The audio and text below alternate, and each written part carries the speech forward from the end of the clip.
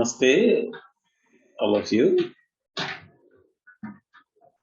The program so well conceived by our Meg Kalyana Sundaram ji and Arvind Iyer ji uh, has made me have the exuberance of ecstasy, particularly because this is one of the topics close to my heart. I have been, among other things, a teacher of classical Telugu literature for around 3.5 decades, more than 3.5 decades. And during these classes, during these teaching experiences, I have been into this Chandas teaching as one of my favorite areas. What teachers of literature all through India are doing is they are making Chandas class look to be an intimidating class, either an intimidating class or a very mechanical class. They use all these formulae like Yamatara, Jadhana, Salagam and make the student mechanically mark the Guru and Laghu and make them miss the beauty of the music of Chandas. My father was also a literature teacher, and from him, I learned the technique of teaching Chandas through music, through singing, through the rhythm. And I found that when he was teaching, the students were able to grasp Chandas more quickly, more easily through such method, through the actual experience of the rhythm of Chandas or the singing aspect of Chandas, rather than when it was taught in a very mechanical way, when it was taught in the form of marking gurus and laghus, and the student is completely intimidated by that. And when the students are taught through the music, through the rhythm of Chandas, through the experience of Chandas, they were able to appreciate their audience to Astavadhanam, Shatavadhanam, or any classical metrical poetry recitation program much better. And they were able to appreciate this. They were able to appreciate classical literature.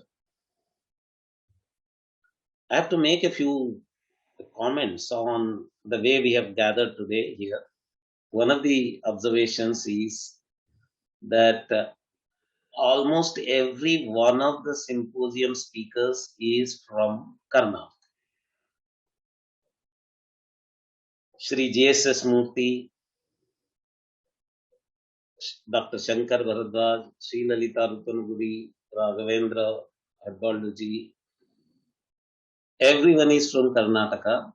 That shows how much the state of Karnataka is preserving the study of Chandas in such a depth from several creative aspects, from several creative points of view.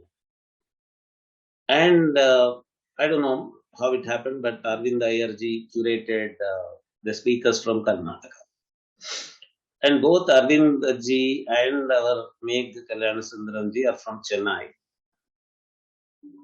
from Tamil Nadu. I think and I believe that there must be enough number of scholars in Tamil Nadu also. Next time we can curate with the Tamil scholars about a similar topic. And also As many people know, the classical metrical versification is very popular and very much prevalent in uh, the two Telugu states. Earlier United Andhra Pradesh, today now two different Telugu states. And the study of Chandas also uh, has been done in a very deep and wide way in the Telugu states also.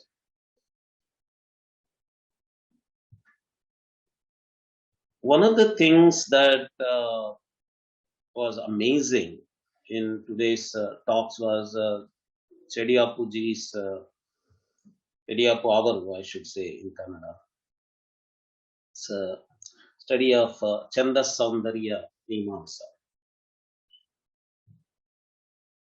When I was hearing this, I was remembering that this Chandas Saundarya was attempted by some technical terms and concepts by Alankarikas like Shemendra when they were talking about ideas like the Vritta Auchitya.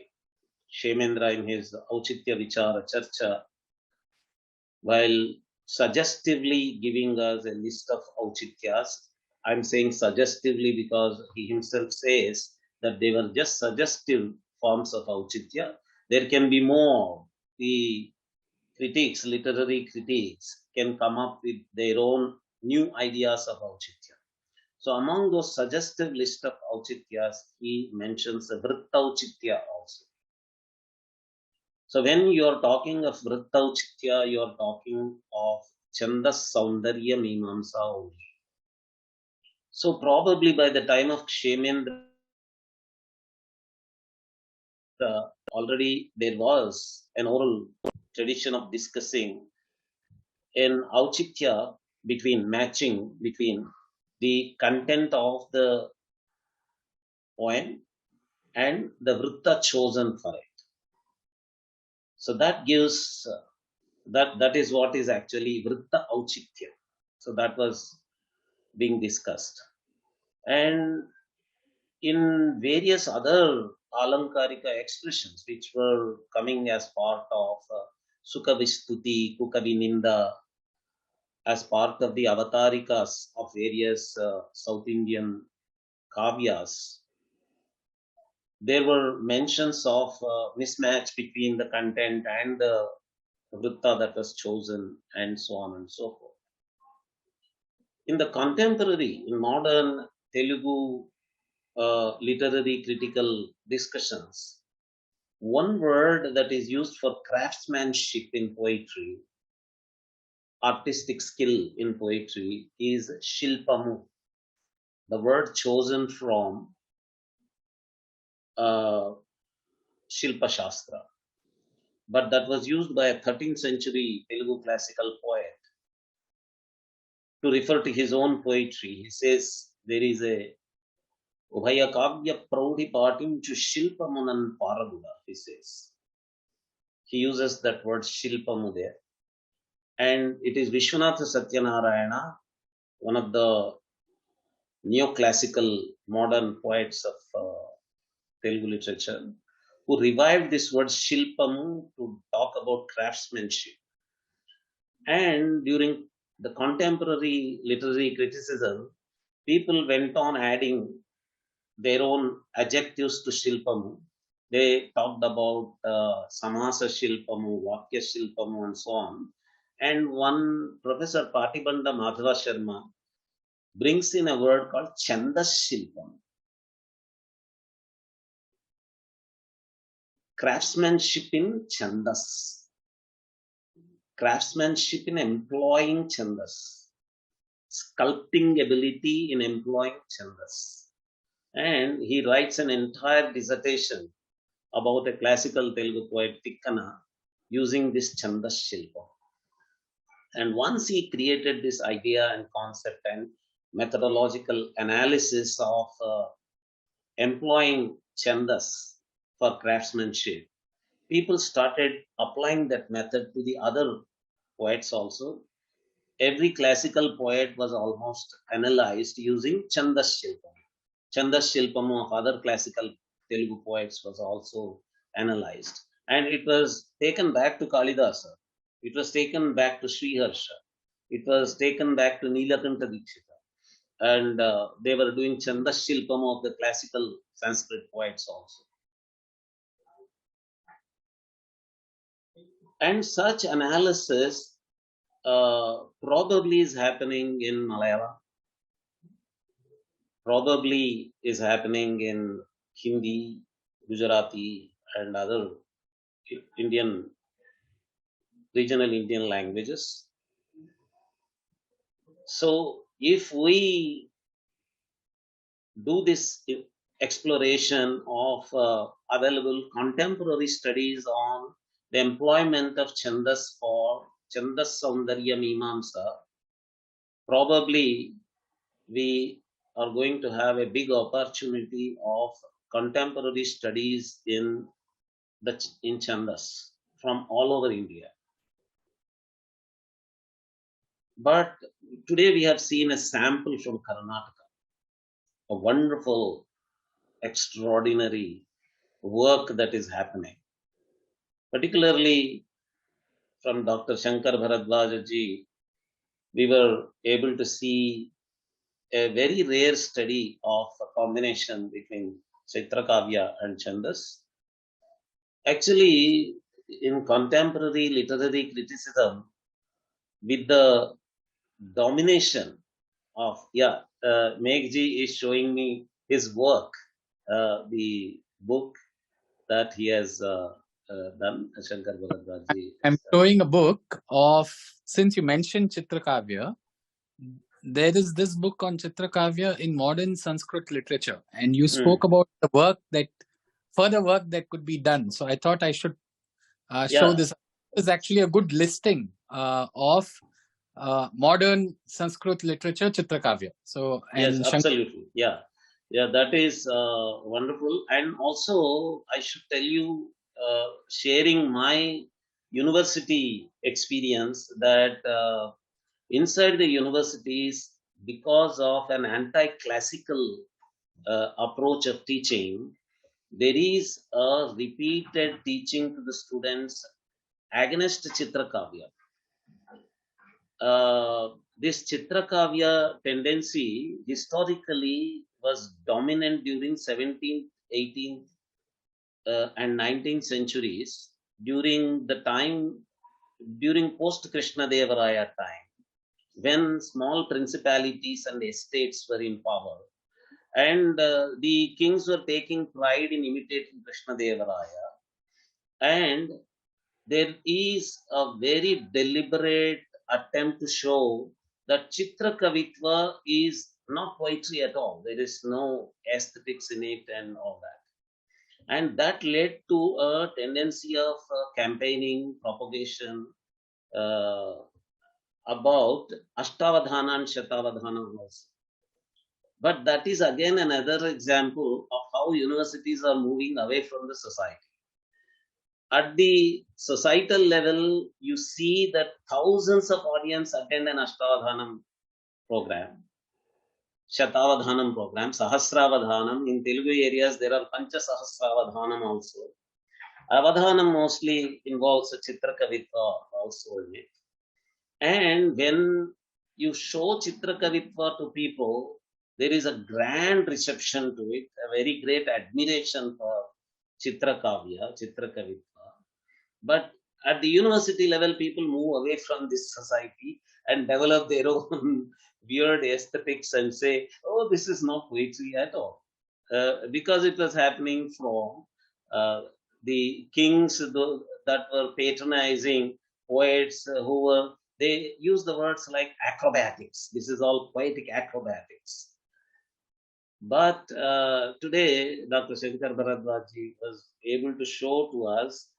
Actually, I wanted to say this while he was speaking.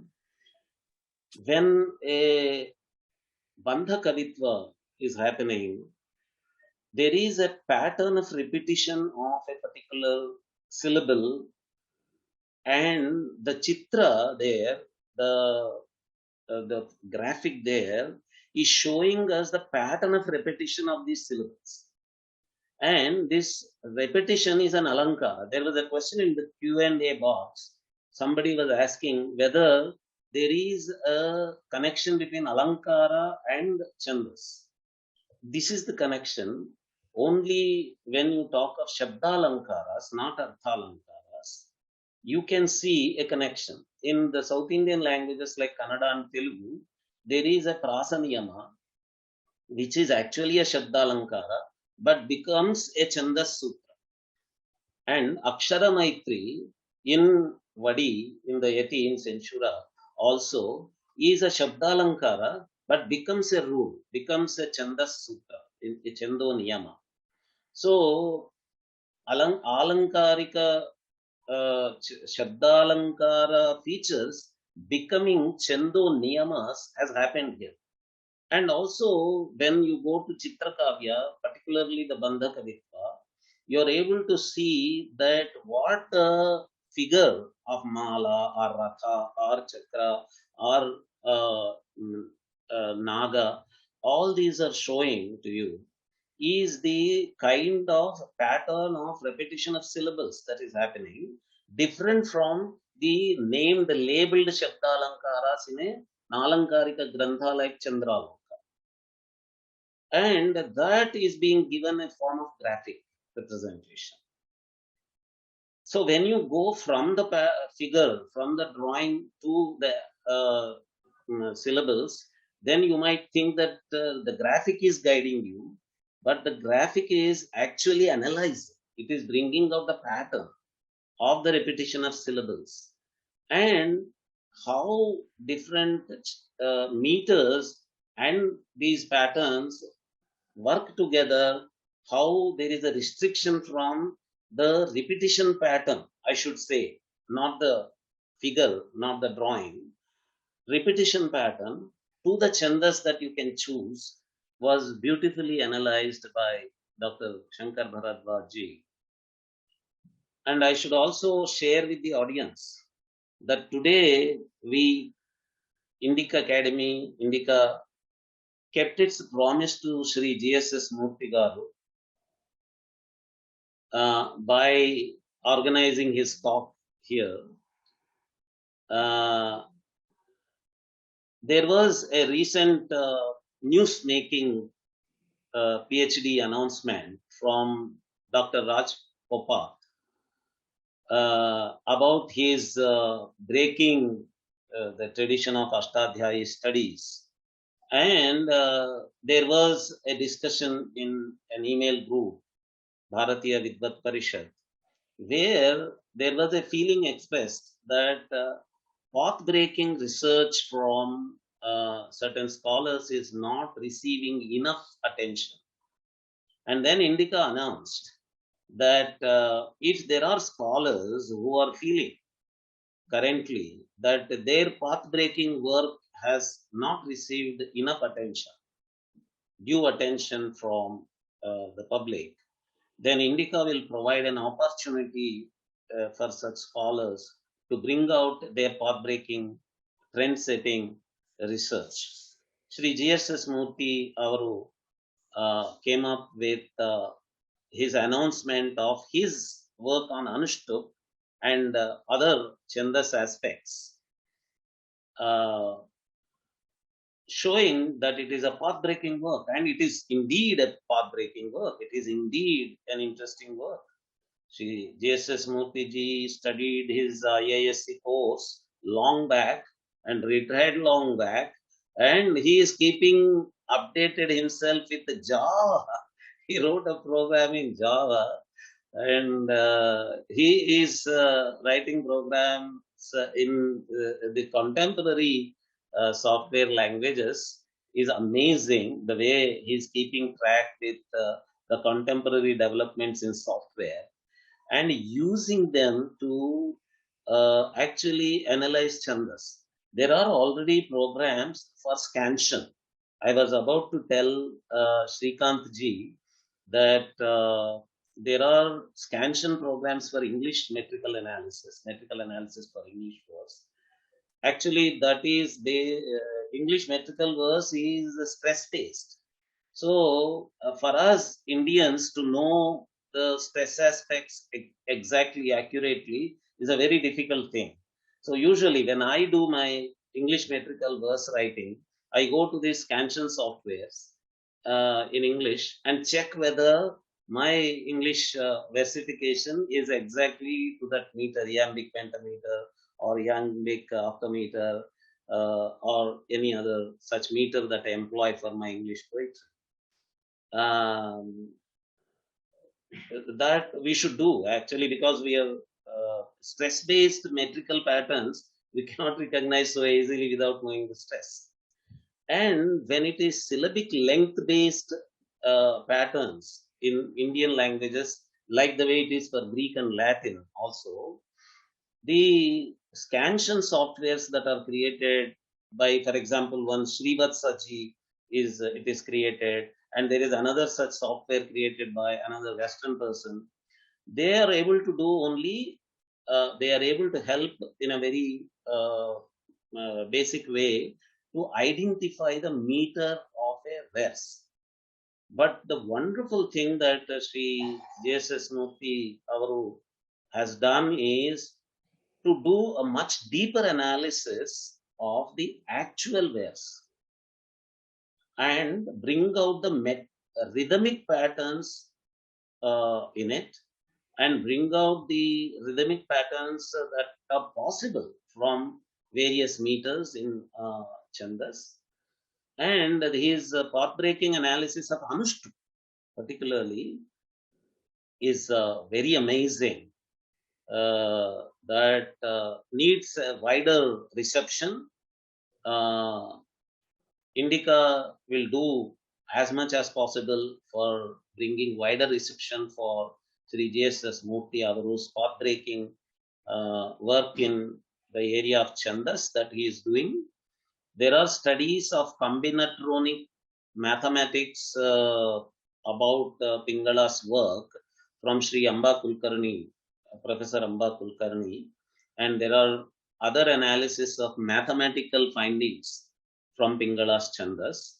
But a contemporary application-oriented study from using softwares about Chandas is something really trend-setting from Shri JSS Murthy Avaru, and we will strive as much as possible for bringing attention to his trend-setting work in this area. And vacillation that I was able to hear from Dr. Shrikant ji was really amazing. His multilingual skills, his multilingual abilities, and also when I teach translation and translation theory to my students, not only myself, all over the world, people tell their students that it is metrical poetry that is very hard for translation, particularly from the source language to the target language. When a translator would like to preserve the aesthetic features of a poetic source work, the hardest of the aspects to preserve is Chandas.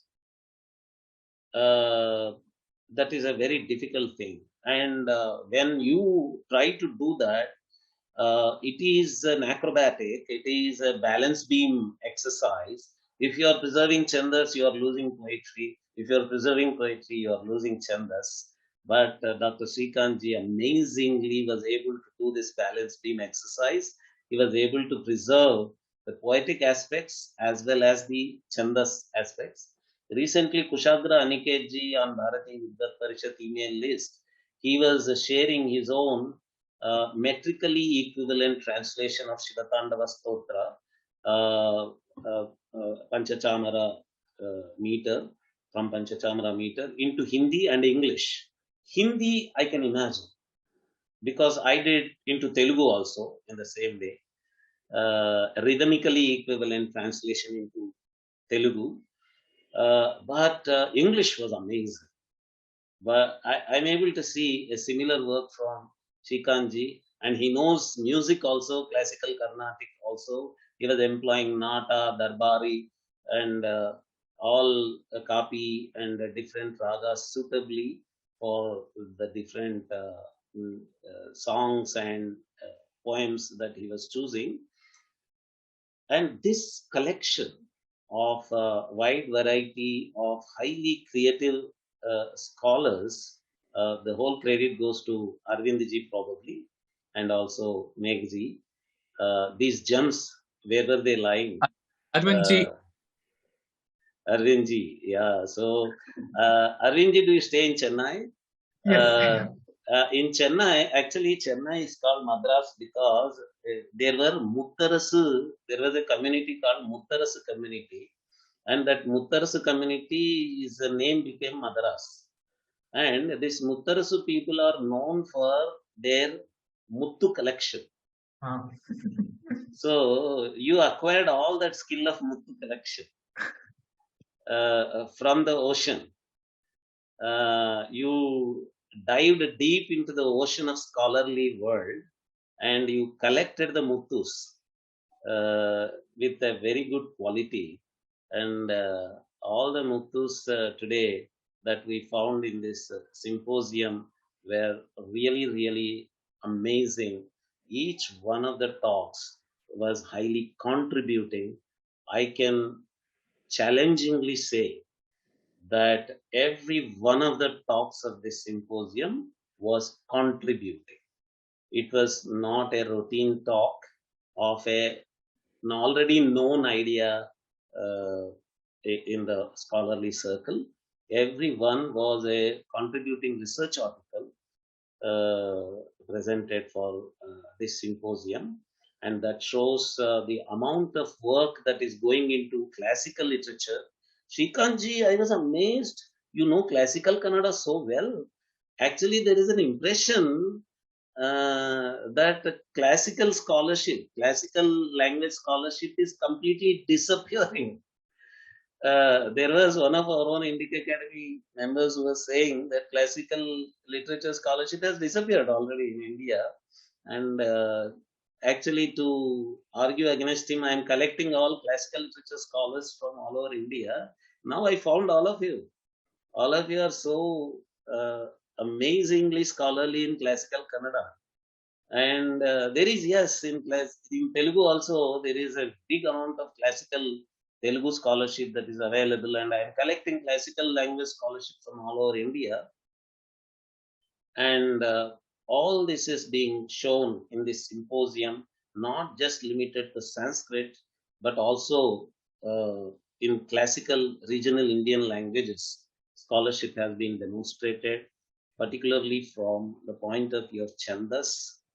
Uh, when you talk of classical literature, it is Chandas which is very, very important. And I was so excited and ecstatic to see Sri Lalita Rupanagudi ji mentioning that there is a family tradition of singing.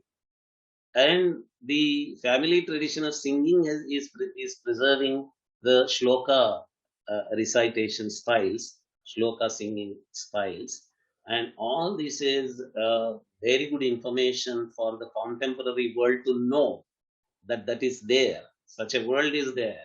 Such a preservation is happening. Such a tradition is happening. And such a scholarship is getting preserved. Such creative, innovative research work is happening in the area of Chandas. And this is a showcasing. This symposium is a showcasing of such classical scholarship that is happening in India and particularly in South India, particularly in Karnataka for today's symposium, we should say.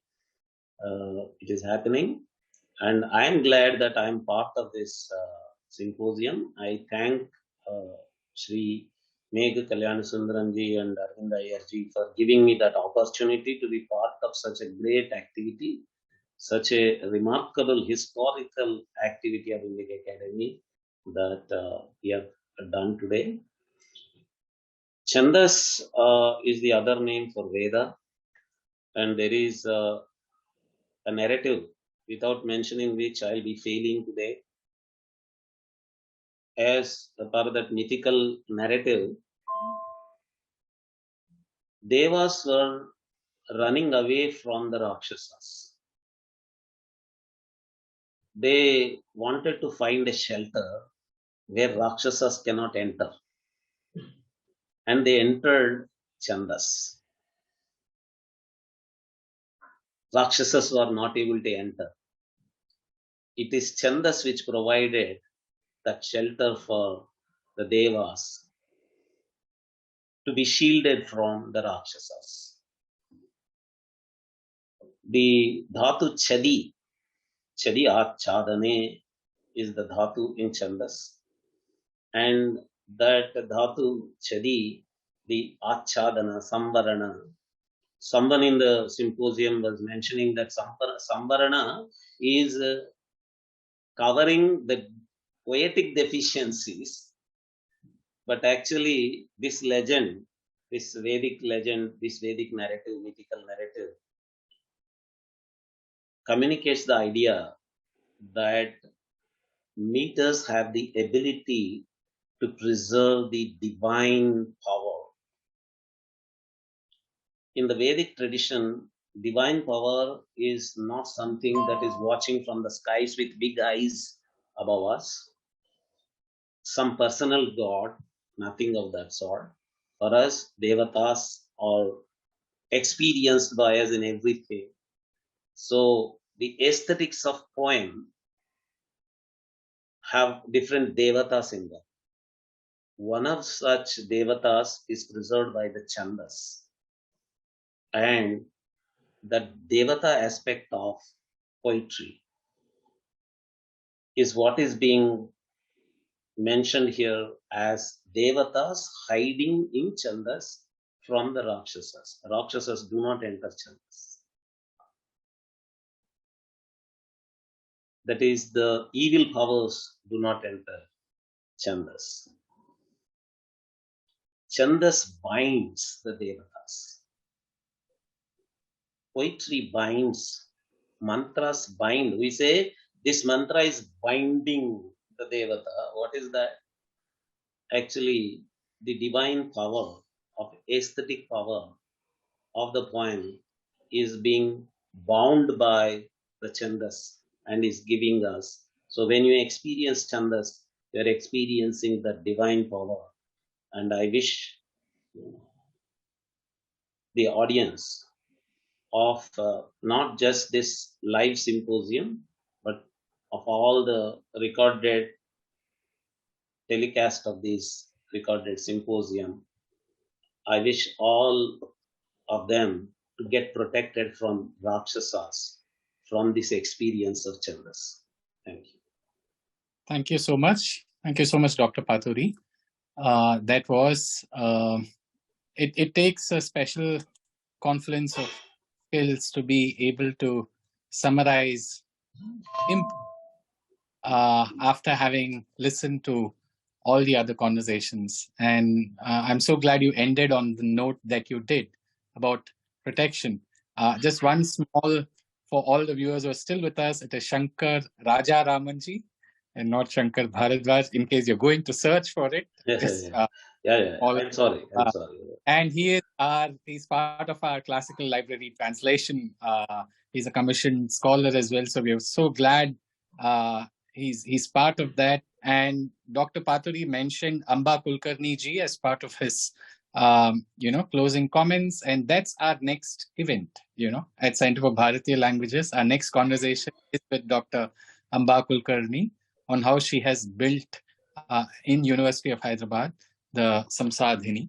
So I request those who are with us today to continue being with us. And one small thing that I wanted to end with, in case Bharata's Natya Shastra was not invoked, then I thought it should be mentioned that Chando hino na shabdosti na chandaha shabdavarjatam, right? So this most people know. But I thought I'll end with this in case Natya Shastra was not mentioned. But somebody else wrote in asking me, saying, which is the next symposium? So I thought I will leave them with a clue and not the exact name. and I would love for anybody to guess it. Na Chandasi Vaguchariti Iti. So the clue is that the next symposium is based on the text / Vedanga, which contains the last sentence. I'll repeat that again. Na Chandasi Vagucharati Iti. Thank you very much once again for joining us today. It was a real pleasure to have everybody who listened as well as everybody who presented. And I'd be failing if I didn't mention my colleagues Koti Garu and Srinivas Garu, who at the back end have made all of this possible, be it the designing, be it the setting up of the technical infrastructure for us to have these conversations. So with that, thank you very much. And I have the duty of ending this Zoom call, and I do that with a namaste to everybody. Thank you.